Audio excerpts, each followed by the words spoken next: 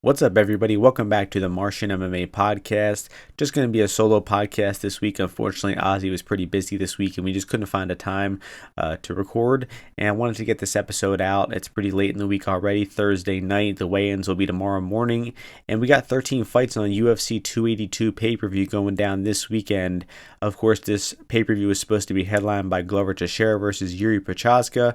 Yuri suffered a bad injury, forfeited his belt, and now it's a vacant light heavyweight championship fight between Jan Blachowicz and Magomed-Ankalaev, an unexpected turn of events.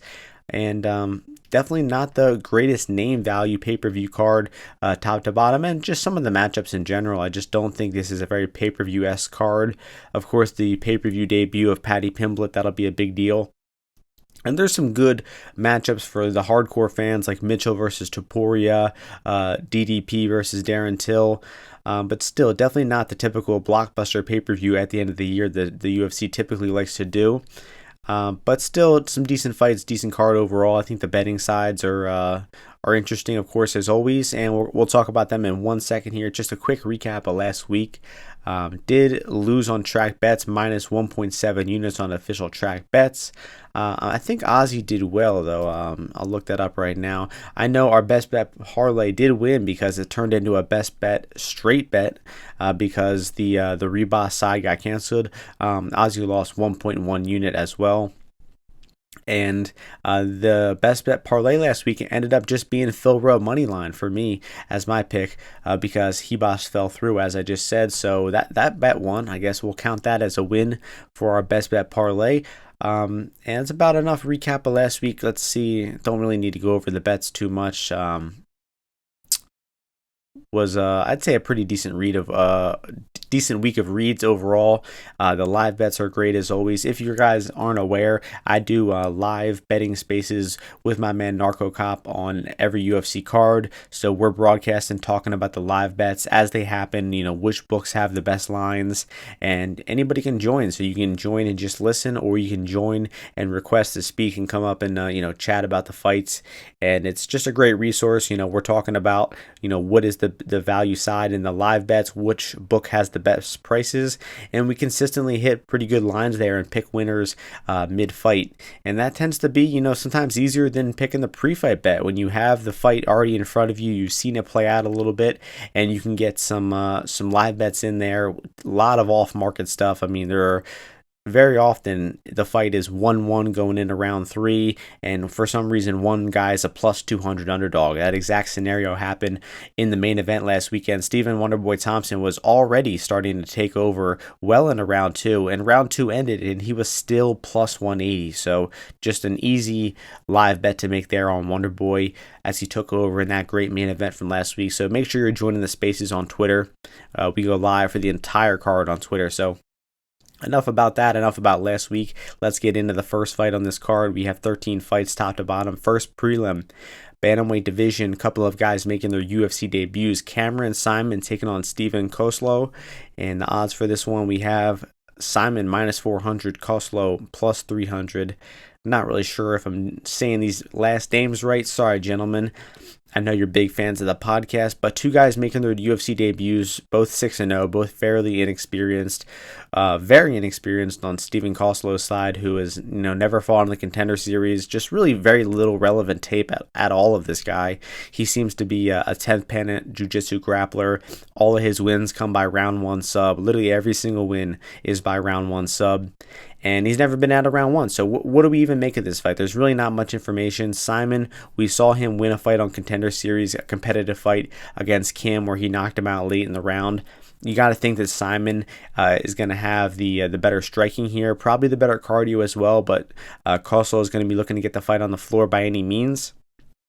And I just don't really know enough information about this fight to have a concrete read, but I do know that Saaiman is out of the question to be betting at minus 400. I mean, we're talking about a regional tier fight or a fight here between two guys that are inexperienced. One guy being an 80% favorite is very wrong. So just on principle, it's a dog or pass situation. And Koslow, I just mentioned, all 6 of his wins come by round 1 sub, and his round 1 sub line is 16-1 on FanDuel. So seems like a good stab, a good gamble on this fight. There's definitely no way to intelligently bet this fight, so do not bet anything of substance here, and just hope the underdog pulls off the victory. That's going to be enough about that fight. Next fight's in the flyweight division. Daniel Da Silva, aka Lacerda, the man of many names, taking on Vinicius-Salvador. Got a Brazil versus Brazil matchup here. The odds: Salvador minus 250, Da Silva plus 210. So I actually jumped in on Salvador here already, minus 190, and I've been a very vocal advocate, critic of Daniel Leco da Silva. Bet against him in all 3 fights. We took Jeff Molina, we took Figueiredo, and in his last fight we took Altamirano. Altamirano a little on the sketchy side, but he still did, just quickly survive that onslaught from Silva and beat him up. Da Silva is just a round 1 or bust finish fighter. He either will finish you or just gas out really quickly. The guy's got a terrible gas tank. He's not even a good striker. He's not even a good grappler. I mean, I guess he's fairly aggressive, and he does have a small window here to just blitz Salvador and knock him out. But, I mean, how much can you really give that round 1 finish here? If this fight goes past just a few minutes, it should be all Salvador. I think Salvador is the more intelligent striker, and that'll show as the fight goes on. So he just has to avoid not getting knocked out early here, and I think I'll take over all day. I bet him at 65%. He's already at 70%, and you could even go, higher than that potentially. I think where he's at now is getting closer to his true line, so not sure I would go crazy on it now.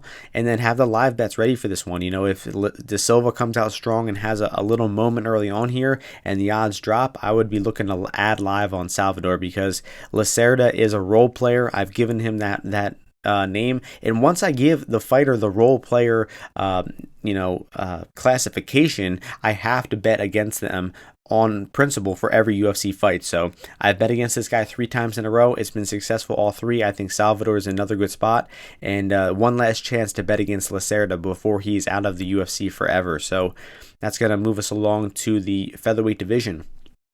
Eric Silva taking on TJ Brown. Eric Silva fresh off the Contender Series. Closely lined fight here. Silva minus 119. Brown minus 101 on Bet Online. Some books have it pick 'em. Definitely some two-way action coming in on here.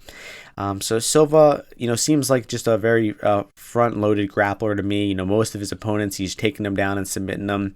Most of his regional opponents are just absolutely awful fighters. His fighter on the Contender Series was a kickboxer, making a half-assed transition to MMA, and he took him down and pounded him out right away. So all of Eric Silva's wins are just low-level wins over, bum grapplers, to be honest. Like, these guys are just atrocious at grappling in this Lux Fight League. So, I mean, it's very suspicious matchup for Silva, honestly, because he's that wasn't the quite right word I'm looking for.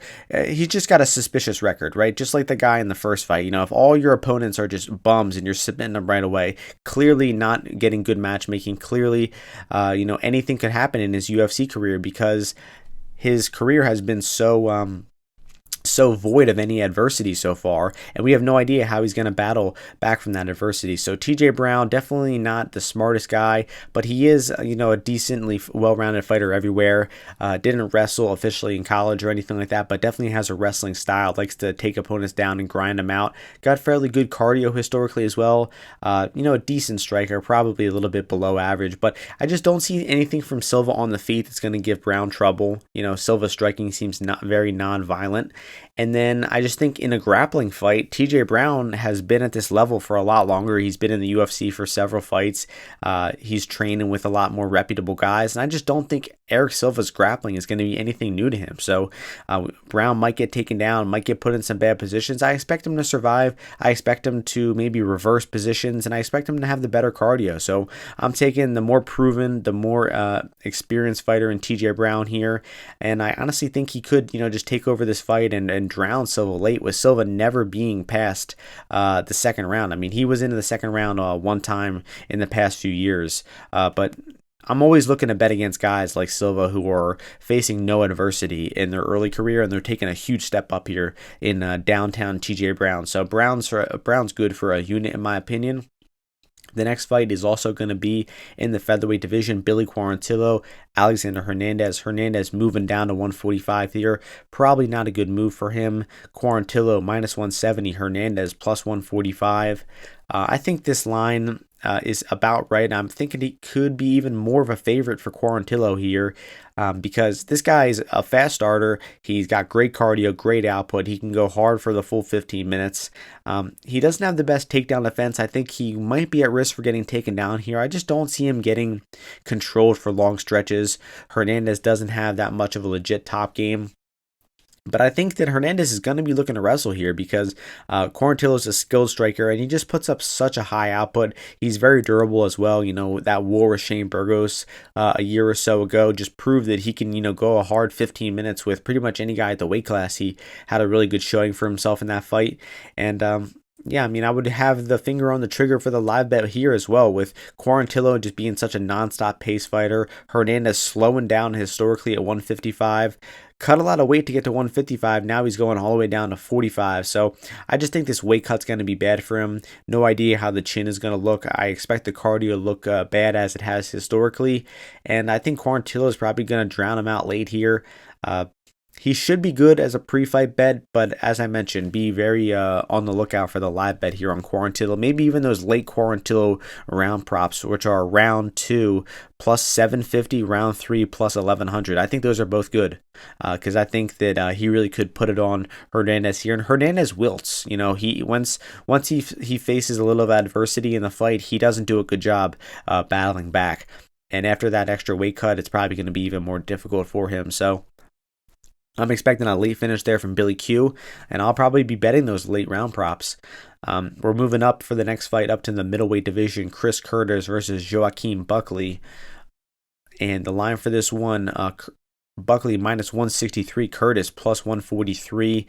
This line actually was a pick'em for a while, and definitely the market liking Buckley here. And I sort of see why. Initially, I was thinking Curtis is probably going to be the side, but this guy, he only boxes. He only throws punches. He doesn't pressure. He doesn't kick. He doesn't offensively grapple.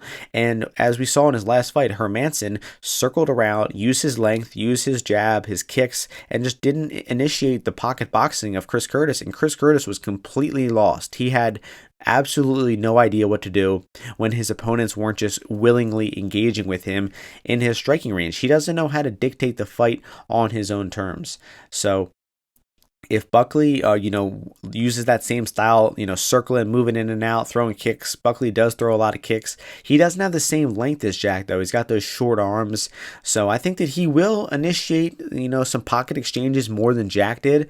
So I can see some of these exchanges being close. And I think Curtis, probably is the better pocket boxer. The guy's got really good instincts in the boxing range, digs to the body really well. Buckley kind of slows down in some of his fights as well. The Razak fight as recently, everyone expected Razak to be the one gassing out in that fight, but it was actually Buckley the one who gassed and lost that last round. So if the body work gets going for Buckley, or for Curtis here, look for Buckley to start slowing down. That's really the one thing I'm looking for in this fight. Is I'm not going to be betting a pre-fight, but if Curtis is having success with the body punching mid-fight, I'm going to be looking to live bet him because that body work does real good investments late in the fight. So for Curtis, but where the line is at now pre-fight, I think it's pretty accurate, actually. So not seeing anything of value there. Haven't looked much at the props either for this one, but maybe Buckley decision, I think, at plus 380. I mean, I think that's good. I mean, it's almost the same as Curtis's line. And with Curtis's work rate being so low, I think that Buckley decision line is good at 380. So yeah, again, just reiterating on that, I just think that the exchanges are going to be limited here. Buckley's not going to want to try to trade in the pocket. He's going to kick and he's going to disengage. He's going to circle a lot. He's going to be in the big cage here, so he's going to have more room to work, and I think that could be really good for the decision. So maybe fight goes decision plus 178 for some action, and then throw some extra on Buckley by decision plus 380. We're going to stay in the middleweight division for the next fight, and that is going to be Edmund Shahbazyan taking on Lacerda-Lungiambula. Some interesting names between these gentlemen here. Shahbazyan versus Lungiambula. Edmund is the favorite, minus 290. Dolce Cat plus 245, as Ozzy likes to call him. So this line is pretty simple from a money line perspective. Backing Edmund Shahbazyan at minus 300 is batshit crazy. I don't know anybody out there that's doing that. I don't know anybody reputable that would ever put their money on Edmund Shahbazyan near that price. And, Dalcha, he'll probably lose the fight, I guess, but I also expect him to make it kind of close everywhere. He's best at wrestling. I think these wrestling exchanges, the clinch, the grinding against the cage will be close here. I guess Edmund is the better striker at distance, but Dalcha is athletic. He's explosive. He knows how to keep it close at times with just exploding now and then using his athleticism. So I don't see a whole lot of skill behind Lungiambula, but Shahbazyan also kind of a bit of a head case, not really fulfilling his talent. I think he did finally leave camps from Edmund Tarverdian. He finally got out of the Armenian camp. I forget the name, GC something. But that's a good sign for his career that he got out of there. I expect Edmund will win, but I expect him also not to cover that price tag while we're at it. So the lines for this one, man, I think Shahbazyan sub 7-1's not bad. I mean, his KO line just stinks, man. Plus 110, plus 120. There's no value on that at all. I think people are just seeing Lungiambula get knocked out a few times and they think Edmund's going to do it as well. I don't think so, man. I don't know. I don't really know what we're going to see here from Edmund. It's been a long time since we've seen him in the cage, right? And he's gotten absolutely demolished in his past two fights. Hermansson and Imavov just put an absolute thrashing on him in the later rounds. So who knows? This guy might be done, honestly. This guy might be, wrapping up his career at the young age of, 25, 26, where he's at already. But yeah, I guess a small bet on Dalcha is warranted, but don't go crazy. Next fight is going to be in the heavyweight division, Jairzinho Rozenstruik versus Chris Daukaus. And this fight is going to be Rozenstruik minus 170, Daukaus plus 145. Both guys got some Philly roots here. Daukaus obviously training and living in Philadelphia. And Rozenstruik, I don't know if you guys know this, but he trains in Aruba. And the jiu-jitsu gym where I got my blue belt from, Bound Studios, the gym that Rozenstruik trains in is like an affiliate gym or some shit, like down in Aruba. So clearly he's very tuned into the Philadelphia scene. But man, this fight sucks. Both these guys just suck. I hate watching them fight. I'm glad they put them on the prelims. And I'm glad they didn't put him in a main event because honestly, it seems very UFC-esque to put these two guys in a main event. But both these guys, I feel like they don't really land much, but when they do land, they land hard. So I feel like this fight could be a whole lot of nothing going on, them feeling each other out, and then one guy has a big flurry and they get a knockout. Because Rozenstruik, man, the way he got knocked out versus Volkov was bad. I mean, he got hit with one punch. It wasn't particularly well set up. It didn't even look like that hard of a punch, and it stumbled him. He got hit with a few shots, and he just didn't look like he fights well when he's rocked. He got rocked, and he just looked like he was out of it right away. And the referee stepped in real quick because Rozenstruik just looked like he wanted out. So that's not good, and it's also not good that Chris Daukaus has been knocked out twice in a row. Just terrible approach versus Derek Lewis. I mean, he gave that fight away, and then he also just looked bad against Blades, but Blades is really good, and also demolished Rozenstruik in similar fashion. But he didn't knock him out, though. But Daukaus just took two knockouts in a quick span of time.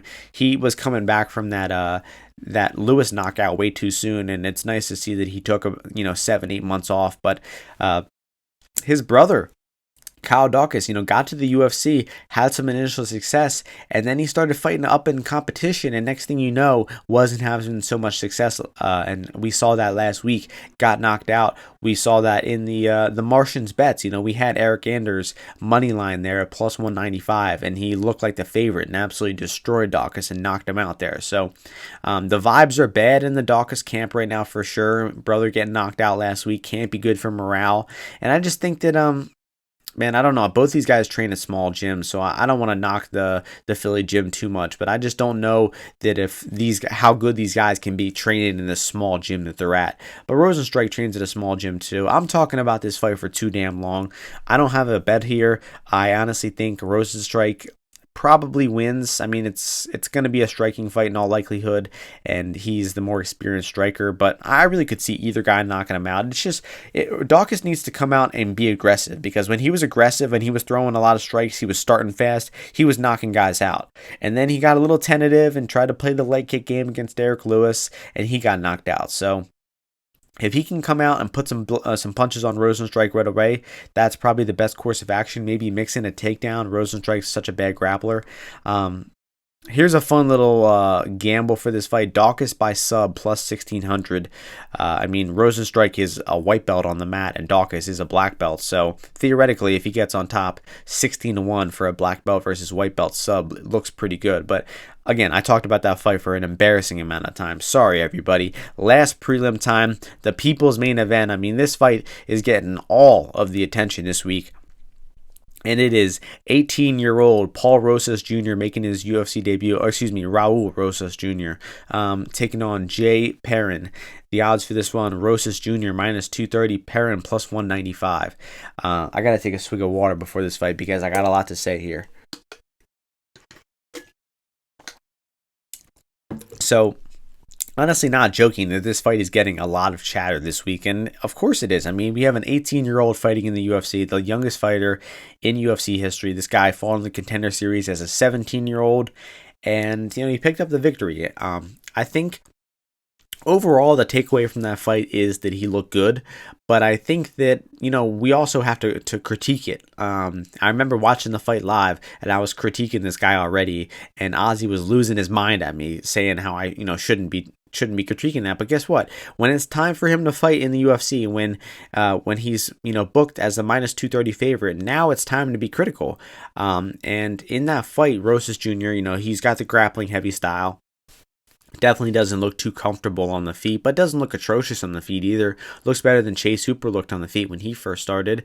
And I think in terms of his wrestling, his grappling, his cardio, all of it looked good, He definitely made a good amount of mistakes on the ground. He got too high going for back takes, and he fell off back takes 2 or 3 times.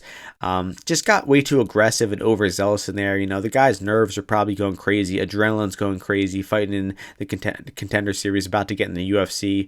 As an 18-year-old, I think he'll probably slow down a little bit as he gets more experience. But as of right now, he does have a little spastic energy, and he gets a little overzealous. He chases finishes too hard, and then he ends up losing positions. So that's something to look out for, man. And that guy he was fighting, Mando, I believe was his name, was a certified bum. I think my man Scrap said this earlier, an absolute certified bum. This guy sucked at fighting, and he sucked at grappling. And this guy, Paul Rosas was making mistakes in there. Raul Rosas. But Mando was making just left and right mistakes, and there were multiple times where Mando ended up on top or had a back take, and he had control of Rosas, and then he just immediately lost it. So, Rosas looks promising, right? He looks good for an 18-year-old, but he might also be getting to the UFC too early. The UFC doesn't sign teenagers for a reason. It's because it's going to be, a boy versus man in there in terms of strength. And they're matching him well, though. Getting over to his opponent, Jay Perrin, a decent jack of all trades. I think this guy really is decent everywhere. He can hold his own striking, defensive grappling, even offensively grappling. I don't think he's bad. Cardio is pretty solid. I think he's got decent instincts in the middle of a fight. He came in short notice versus Mario Bautista and survived the 15 minutes. He lost the early rounds versus Aori, but he did adapt well, get into that fight, and took over in round 3 and won round 3 decisively there. So I think the guy's, a pretty well-rounded, experienced veteran, and it's a really good test for Rosas, honestly. I think Perrin is good enough to, stuff some takedowns, but I also don't think I think he is going to get taken down a few times. I think he'll get controlled for a bit, but I think he'll escape. I think he'll get back to his feet. He'll get back to distance. He'll make it competitive at times. He'll do a good job defending and surviving. I just don't see him doing enough to build on that defense to win. So I'm talking like He's going to spend rounds with a few minutes with his back to the cage, and he might be taken down. And he'll have moments to take over the rounds, but I just don't think he'll quite do enough to sway the judges. I think Rosas will be relentless with the takedown. He'll constantly have Perrin's back to the cage. He'll constantly be shooting takedowns left and right.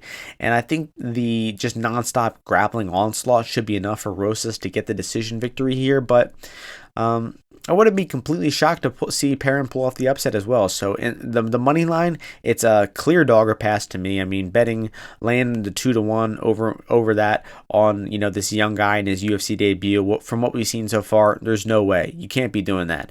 If there's a bet to be made on Rosas, it's not the sub, it's the decision line. Paul Rosas, Raul Rosas by decision, plus 130, plus 140. I mean, he didn't finish Mando, right? I mean, the Mando fight went to the distance. Am I remembering that correctly? Yes. Mando fight went the distance. So if he didn't submit that bum Mando Gutierrez, I think that our boy Jay Perrin will make it to the decision just fine. I think that actually, what I said about Perrin or Rosas' decision. It's only plus 140. Take goes the distance at plus 100. I think that's good. I think I'm going to be making that an official bet here soon. I just think Perrin is good enough to survive. Honestly, the most common KO here, or the most common finish, might be a Perrin KO. If he can get some hands on Rosas, I think his defense and everything is pretty untested. Perrin no scorecards plus 240. That is good. I just think they're massively overrating Rosas' sub ability here. I mean, Perrin just went against Mario Bautista, who is a good grappler and has been submitting guys left and right, and he wasn't even close to being submitted by Bautista, and now he's fighting a guy who I think is just getting overhyped in Rosas, and I wish Rosas the best. Listen, an 18-year-old in the UFC is a great story. It would be cool to see him win. But guys, I'm gonna be skeptical. I'm gonna be critical. We're trying to be unbiased here. We're trying to be objective. And one guy is plus 200 and one is minus 230. So of course I'm gonna be leaning more towards the dog here in Perrin. That's just my style. So don't want to come off like I'm trashing the kid. But definitely far from a finished product at this point. And it's very possible that he, suffers a setback right away here against Perrin. So that's enough about the prelims. Got through that in about 20 minutes. Time for the main card. 5 good matchups here. We're starting things off in the featherweight division. Bryce Mitchell taking on Ilia-Topuria. The odds for this one, I have to pull them up on BetOnline because our good friend Best Fight Odds does not have the odds listed as they typically do. I am completely killing time here as I pull up the odds for this fight. Mitchell versus Topuria. We're almost there. I'm getting a swig of water. So we have here Ilia-Topuria minus 137, Bryce Mitchell plus 117. I have a bet on this fight. I have a bet on Thug Nasty, and that would be Bryce Mitchell here. I enjoyed taping this fight. I think it's an interesting fight because from a taping perspective, I think the fight you guys have to watch isn't the most recent fight, not the second most recent, not even the third most recent. You have to go back for Topuria. You have to go back to his 4th most recent fight versus Youssef Zalal, a fight that really shows his grappling.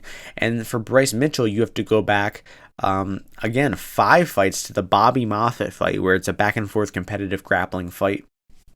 Both guys in their most recent fights, I think, have had a little bit too one-sided success. Mitchell has been really all one-sided, just complete dominance in his past 4. And obviously Topuria faced a little adversity versus Jai Herbert rocking him on the feet, but that's just a different type of adversity that I think is relevant here. I think you have to go to look at that Zalal fight to see Topuria's grappling, to see his wrestling, his sub game, his control game, and based on watching both these guys grapple, I think that Mitchell's going to get the better of the grappling exchanges. And that Bobby Moffitt fight is really relevant here because Bobby Moffitt is a stud wrestler. He's a good overall grappler. Excuse me. And he put Mitchell in bad spots a lot in that fight. He took him down. He had him in submission attempts. He took Mitchell down in all 3 rounds. He had Mitchell down in bad spots all 3 rounds. But Mitchell was able to escape. He was able to reverse. He was able to get his own dominant position. So the fact that he fought, a stud grappler and was able to battle through adversity, we saw him on bottom. We saw him on top. We saw him go back and forth. And Mitchell's cardio is fucking legit, man. He can go a hard 15 minutes at this pace. Not quite as sold on Topuria's cardio. He did take the Zalal fight on short notice. People will say he had the flu or staph or some shit that like people always are saying some narrative about that fight, that he was sick going into that fight. That's why he gassed out in round 3. Well, he did gas in that fight.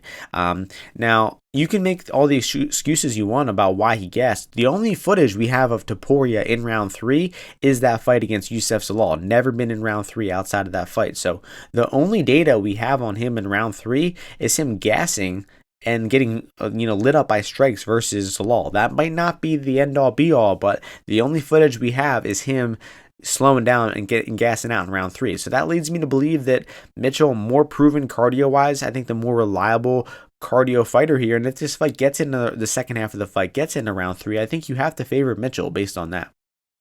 Now, getting down to the striking between these two, I think that Topuria is clearly the more skilled and dangerous striker of the two. Mitchell, I think, does well striking. He knows his limits. He knows he's a grappler, and he uses his striking in a very effective way. He pressures you, he disguises some strikes, and then he shoots his takedown. And he does a really good job blending in his striking with the pressure and the takedowns. I think it's really impressive how he does that, and a lot of grapplers struggle to do that. They're great grapplers. They're great when they get on top, but they just can't seem to string together their takedowns, and Bryce Mitchell does a good job at doing that. So I think these guys will tangle up on the floor. I don't think that Topuria is going to want to keep this fight completely standing. I think Topuria is going to be confident in his grappling to the point where he will engage in the grappling. We might even see Topuria hitting his own takedowns, and I just expect a back and forth grappling fight, a dog fight between these two guys, and I think Mitchell is a little more proven under those circumstances. Been in the UFC a little longer, I think has beaten better opponents. That round 3 advantage is big for him. Been in competitive grappling fights, which is big. And if Ilya can keep this fight completely standing and beat up Mitchell on the feet, throw those nasty body punches like he typically does, and beat up Mitchell, I'll be really impressed. And this is a really, really great matchup. In my opinion, the best fight on the card. 15-0 Bryce Mitchell versus 12-0 Topuria. Undefeated versus undefeated prospect to kick off the main card. Stellar fight, great matchmaking from the UFC, and I got Mitchell to grind out a decision here, and I do have a bet on him at plus 120. That's going to take us to the middleweight division in the next fight. Darren Till taking on Dricus du Plessis, DDP as we like to call him. DDP the favorite, minus 180, taking on Darren Till plus 155. Don't be confused with Diamond Dallas Page, the famous pro wrestler. This is DDP, the Dricus du Plessis era. The South African is, a tremendous fighter, amazing to watch. And his fight against Tavares in his last fight was, just fucking incredible to watch that play out. I mean, he was getting, I wouldn't say beat up, but he was losing round 1. He was getting stuck on bottom, and he looked gassed like 2 to 3 minutes in the fight. He looked like he was huffing and puffing, breathing through his mouth, and somehow this guy just kept trucking along and kept throwing volume and kept coming forward, and he beat up Brad Tavares bad in those later rounds, and it was just a miraculous cardio performance from DDP there, but being objective again, rewatching that fight this week, Dricus, man, I mean, he is winging punches. I mean, his feet are dragging behind him. He's winging punches when he's off balance. I mean, he's doing shit really wrong from a technical perspective, but it's effective. And some people get caught up on that. I'm trying not to get as caught up on that. Is sometimes a guy's technique is ugly. It can be real ugly, but it can still work. It can be effective. And our boy in the main event, Paddy Pimblett, is a great example of that. You can critique shit all day about Paddy Pimblett, but at the end of the day, it's effective. So you got to start giving it some credit. And that's what Plessis is, man. He's ugly, but he's effective. And he's fighting Darren Till off a long layoff here. Till been pretty inactive over the past few years, just one fight a year in the past 2 or 3 years. and suffered that loss to Whitaker. Started strong in that fight, ran out of steam big time in the later rounds. Pretty much got destroyed the entire time versus Derek Brunson, and beat up on the mat, submitted there. And it seems like he's taken training pretty serious though over the past year. He's taken time off. He's training with Chimaev. He's training all over Europe, and then he did his camp for this fight at Tiger Muay Thai, which is a good camp. They have a really good steroid program down in Thailand, so Darren Till's got that cycle right. And DDP has his cycle right. So this is going to be one juicy fight here in the middleweight division. But, I initially bet Dricus du Plessis in this fight. It was minus 126. I thought that price was good, and it turned out to be true. It's, moved a lot. But, man, rewatching that du Plessis fight, I'm thinking about the time that Robert Whitaker blitzed Till, and Darren Till hit him with that short counter elbow and sat him down.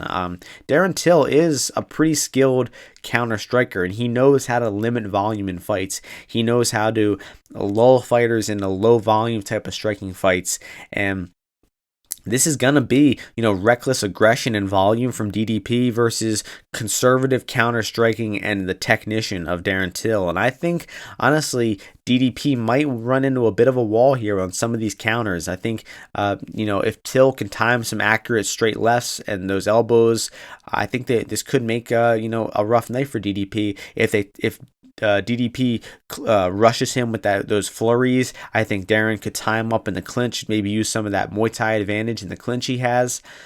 So, man, I don't know. I'm not feeling too hot about my DDP bet at minus 126. I might just let it ride considering I have such a good price. But as I learned last week with Kevin Holland, man, CLV ain't everything, because I got 10 cents or 10% of CLV on Kevin Holland, and there wasn't any value on it. So CLV is not always everything. I honestly think this is kind of a bad matchup for DDP. I'll still pick him to win the fight at the end of the day, but I'm not confident in this one.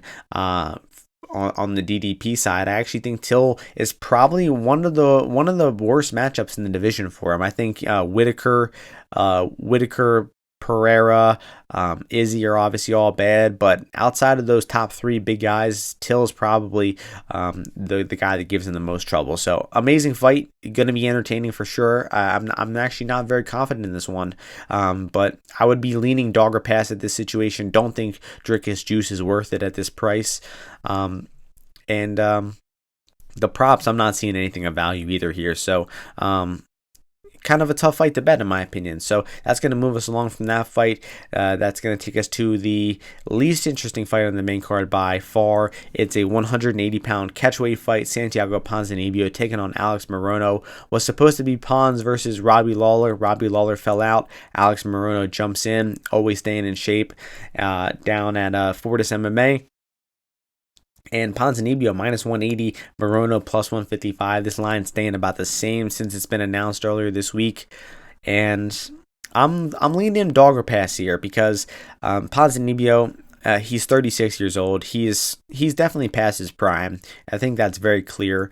His prime was probably that Magny fight. He took a long layoff. I think he had some knee injuries. He came back. He got knocked out versus Jing Liang. And he's had some war since then. Back and forth striking fights with Baiza, Jeff Neal, Pereira. Had a good showing in all of them. He's still, I think, a pretty good fighter. I think he's definitely the better career historical fighter than Alex Morono. But where they're at in their careers right now, I think Morono's still ascending a little bit, while Ponzinibbio is very stagnant and possibly even on the decline. So when you're talking about a fighter that's on the decline, that has been having just close decisions, his past three fights, all close decision wars against these other strikers, I just think laying that minus 180 juice is not something I'm interested in. And I cap him a slight favorite in this fight, maybe minus 140, sounds about right. But I think the value's on Morono. I mean, Morono is just a solid jack of all trades. This guy's good everywhere. He's a really good striker, I would say, and he just knows how to put up volume. He knows how to win striking fights by mixing up the targets on all of his opponents. He's a solid boxer as well. Not the best defensive wrestler, but I don't think that'll really come into play here with Ponzinibbio. Not really wrestling a ton in his career. He has hit some takedowns. I just don't think that it's very reliable that Ponzinibbio will be shooting here. So But that is something that Ponzinibbio has in the back of his pocket. If this is a close fight, close rounds, the 30 seconds are left in the round, Ponzinibbio hitting a takedown could steal him around here. But I just expect a close striking fight the entire time.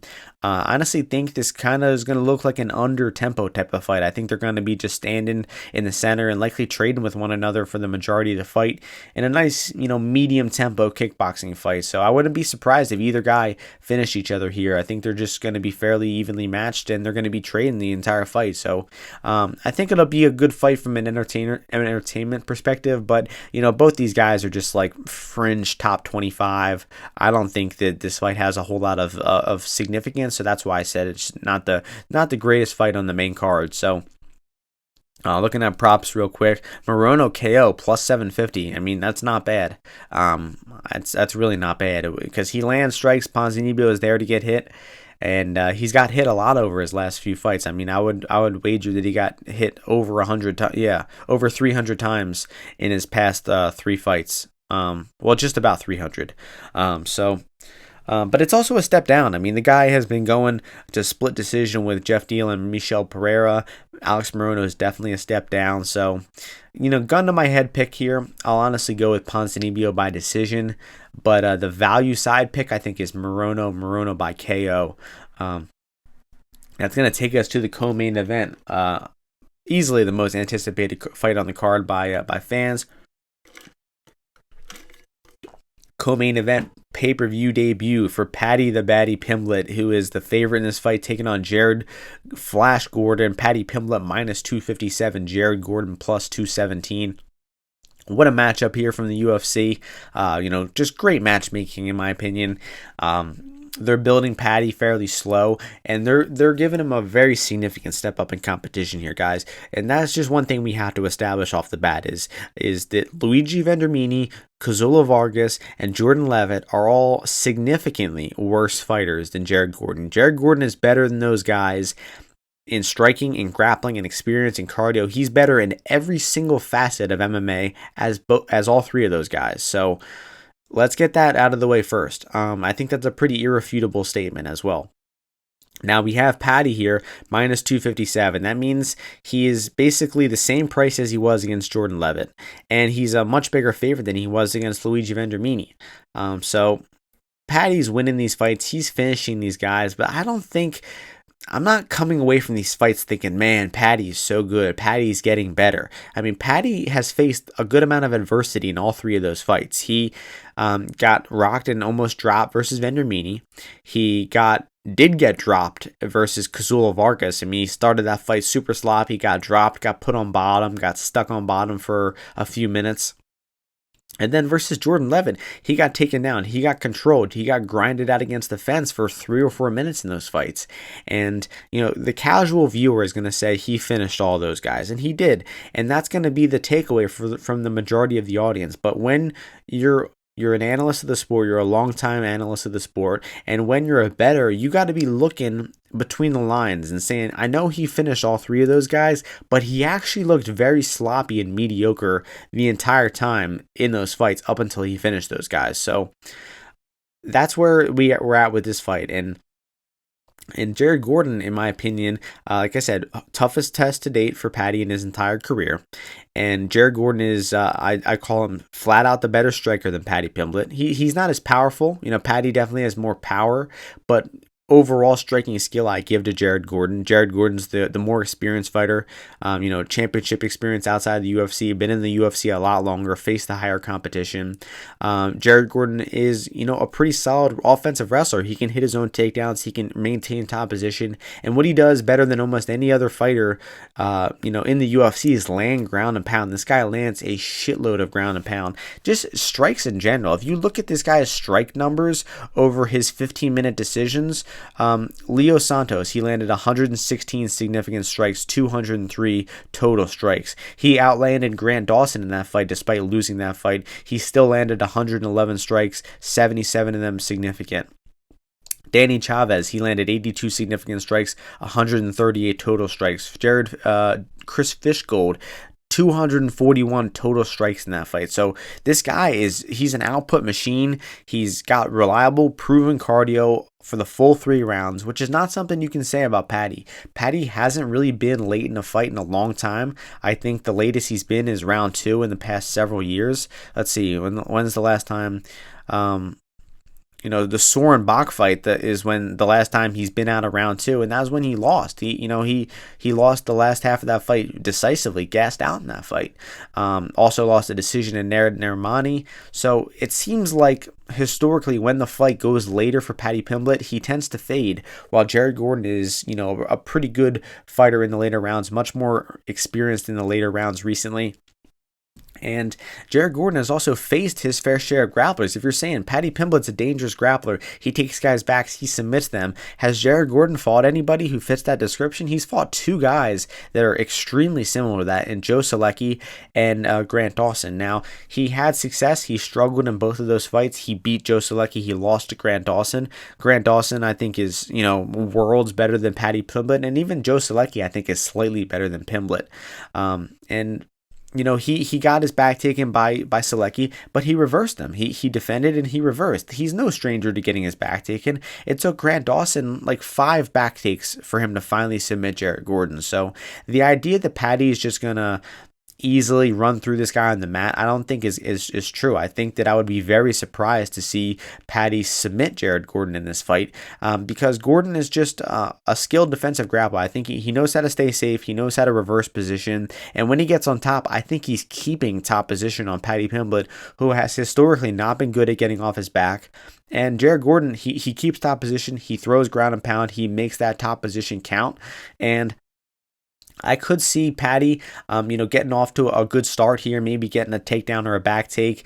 But I think if he doesn't get that submission in round 1, and if he gets out of, I think if it goes past 7.5 minutes, that's the real mark where I think Gordon completely takes over. 7.5 minutes is Paddy's window. If he doesn't finish Gordon in those first half of the fight, I think he's kind of stuck in the mud, honestly. I think Gordon will take over and drown him late in this fight.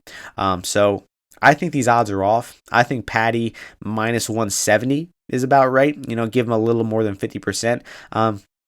Because to be honest, saying one super critical thing about Jared Gordon is that when he does get taken down, he does kind of give up dominant positions rather easily. I was noticing that in the Dawson fight, is when he gets taken down, he gets mounted, he gets his back taken, he gets put in bad spots pretty quickly. He needs to do a better job at conserving that position. He needs, once he gets taken down, he needs to say, okay, this is bad, but let's not make it worse by giving up my back, giving up that mount. That's a little something I'm concerned about here, man. I definitely am, but I just got to go with the more experienced, the better cardio fighter, the better striker. I know Paddy is probably stronger, more athletic, more powerful. He's got the UFC PR machine behind him. But, man, Jared Gordon's been around the block for a long time. He's paid his dues. He's a really, really good fighter. And I'm just so excited for this fight, because if Paddy Pimblett wins this fight, it will be his first extremely legit win in his entire career. I mean, the guy shows promise. He's a natural, gifted finisher. He's aggressive. He's charismatic. He's funny. I like Paddy Pimblett. I want him to succeed. But here's the thing: is he can succeed even if he loses this fight. He's going to be around for years and years to come. And I think I think it would be good for him to lose a fight, honestly, and to get that chip off his shoulder and get him back to work. But honestly, Jared Gordon, I love his chances in this fight. Fuck it, man. I'll pick Jared Flash Gordon to win the fight. I will be betting on him at this plus 200 price. It's not like picks matter a whole lot, but man, I really think he's completely suited for this fight. Also about Jared Gordon is he's been training with the Dagestan guys. If you watch the vlogs from Islam's fight, it's Islam and Zubaira and Khabib and Jared fucking Gordon. I mean, he had the whole Dagestan crew and Jared Gordon. So he's been training for grapplers. He's been trying to get a good experience with grapplers. And I think he's going to be coming in ready as hell for this fight, and I hope he fucking pulls it off, because this is the marketing, the fans, the public is behind Paddy Pimblett, and the real true fans who have been grinding away watching the UFC for the past few years, watching Jared Gordon rack up wins. I mean, this is fucking amazing matchmaking. I cannot wait for this fight, and I think Jared Gordon's pulling off the upset. I'm going to be going at least 1.5 units on Flash Gordon here. So, coming to the main event, honestly, a little bit of an anticlimactic main event. I'm pretty sure the arena is going to be facing a little adrenaline dump after Paddy the Baddy as well, because we're getting this fight for the vacant light heavyweight championship. It was supposed to be the rematch of literally one of the greatest fights in MMA history, Jiri versus Glover 1. But instead, we're getting Jan Blachowicz versus Magomed Ankalaev, former champion Jan Blachowicz taking on the dark horse Magomed Ankalaev, who's been putting in work over the years, racking up wins. The line for this one, Magomed Ankalaev minus 275, Jan Blachowicz plus 235. At one point in time, I really liked Magomed Ankalaev, but over the past several fights, man, my appreciation for this guy has absolutely flown out the window. I don't know, man. I think that some of his recent fights have been really underwhelming, especially the Thiago Santos fight. I mean, it's his first main event, and that was just a complete dud of a fight. The Volkan Ozdemir fight, the Krylov fights, neither of them were too memorable as well. I just think like he's been putting in duds lately, and he is lucky as shit that this fight fell through, because I feel like the UFC would have never given this guy a title shot. I mean, he's unknown. He doesn't talk shit. He doesn't speak English. I mean, he hasn't been looking that good lately. I just think that he would have been sitting on the shelf forever, but he's getting a gift from God and getting this title shot. And I'm lucky because I bet Magomed Ankalaev to be UFC light heavyweight champion at 10-1 odds last December, about 12 months ago exactly almost. I made the bet, and it was not the worst bet, but it was dead in the water. I consider that money lost a long time ago. And now all of a sudden, I basically have plus 1,000 on a guy who is minus 275 to win here. So I'm in good shape. But I'll honestly probably just take some Blachowicz money line to get in a guaranteed profit situation, because I mean, I love Jan Blachowicz. I definitely am cheering for him to win this fight. This guy's the perennial fucking underdog, man. Every time this guy's an underdog, he wins. And I'm pretty sure like the only time in his past like 6 or 7 fights he's been the favorite, he lost, right? Oh no, he was the favorite over Jacare, but he was the dog to Rockhold, Anderson, Reyes, Izzy, Rakic.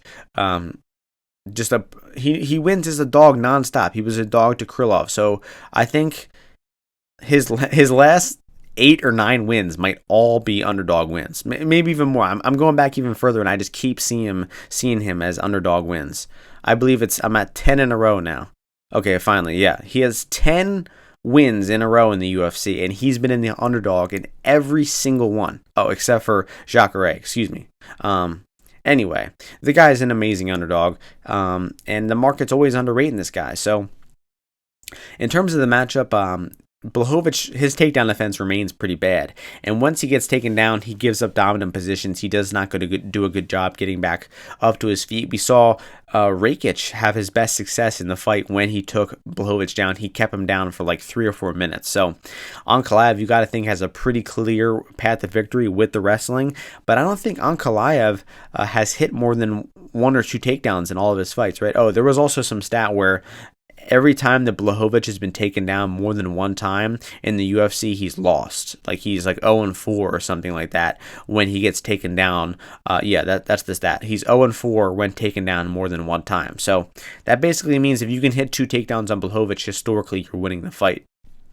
But in Magomed Ankalaev's 10 or 11 fights in the UFC, he's only hit more than 1 takedown 1 time, and that was against Nikita Krylov. So it's not like Ankalaev is a proven, dedicated wrestler who's going to be hitting takedowns left and right here. And Ankalaev probably honestly has the advantage on the feet as well. It's definitely a smaller advantage. He's definitely given Blachowicz his best chance to win on the feet. So I'm interested to see Ankalaev's approach here. Is he going to be just stalling and doing bare minimum on the feet and, picking Blachowicz apart and making it a boring decision? Or is he going to wrestle urgently here and try to use that grappling advantage here? I think we will see more than 1 takedown from Ankalaev here. And Blachowicz, man, I hope he can make something happen. I think he's probably a little bit better in the pocket. We did see Ankalaev get dropped and hurt versus Santos. And Santos, is getting old. He's getting pretty old. In his recent fights, he's looked, significantly old, and he was still able to drop Ankalaev. So there's a hope for Blachowicz, but man, I don't know. I don't have a whole lot of faith or confident analysis here. I think that Blachowicz plus 250 is not bad. But also one takedown, he could be plus 600 here. So I'm staying away from the fight. I have my futures, I'm going to be taking that for some guaranteed profit on either side. But looking at the fight props here, I would be looking to play the fight to go along, and that's the overs. Starts round 4 minus 112, starts round 5 plus money. Maybe that goes the distance as well. Just because Ankalaev tends to cruise in there, man. I mean, he completely cruised versus versus Santos. He got hit with one punch and dropped, and every ounce of aggression flew out of his body in that fight. And even the Smith fight. I mean, Smith was hurt, his leg was hurt, and it still looked like that fight could find a way for it to make it the distance. So I would be looking to fade to finish here, looking for the fight to go long. Starts 4-5 indecision, but not a whole lot of confidence in that one. And that'll do it, That'll do it top to bottom. Decent pay-per-view, I'm intrigued in some of the fights. I think it's a fun main card. It's just not the typical, well-known names that you'll see on the main card. With Patty making his debut, the undefeated featherweights kicking off the card, even DDP versus Till is fun. And, Blachowicz and Ankalaev isn't the worst fight either. It's nice to see those guys get the spotlight in the main event. But yeah, it's a decent pay-per-view. I guess we won't do a best bet parlay of the week this week because Ozzy is not here. Maybe we'll send a tweet out or something like that. But just a summary of all my thoughts. In terms of my bets, I have a Salvador minus 190. I'll be on Brown for 1 unit. I like the late round props in the Quarantillo fight. I like the goes the distance and the Buckley decision in their fight. I like Jared Gordon money line. And I like Bryce Mitchell moneyline as well. So that's a synopsis of my thoughts from a betting perspective. And thank you all for listening this week. No Ozzy this week. Hopefully we can get him back before the last UFC card of the year next week. And thank you all for listening. Hope you all enjoyed the pay-per-view this weekend. Win some bets. And make sure you join Spaces to talk about live bets and to discuss the fights as they happen with me. So peace out, everyone. Hope you all enjoy the fights.